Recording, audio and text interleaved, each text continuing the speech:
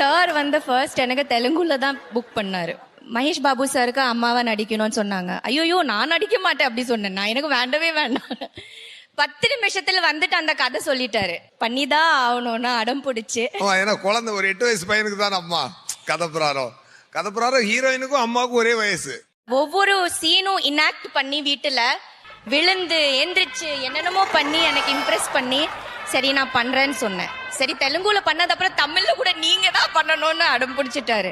ஐயோ எனக்கு இப்போ இல்ல என்ன நான் எதனால அந்த அவுட்புட் அவ்வளவு நல்லா வந்துச்சு அப்படின்னு சொல்லி சொன்னா, அந்த குழந்தைக்கு அவன் சாப்பிடும்போது சாப்பாடை மட்டும் சாப்பிட மாட்டான், என் விரலையும் சேர்த்து சாப்பிடுவான் அப்படின்னு சொல்லி மெமரபிள் எக்ஸ்பீரியன்ஸ். ஆமா, நான் இன்னைக்கு இங்க வந்ததுல நான் எனக்கு அதிகபட்ச சந்தோஷம் தெய்வானி மேடம் தான் இந்த இடத்துல மீட் பண்ணது. நான் என்னோட பையனை பார்த்துட்டேன். Download ShareChat.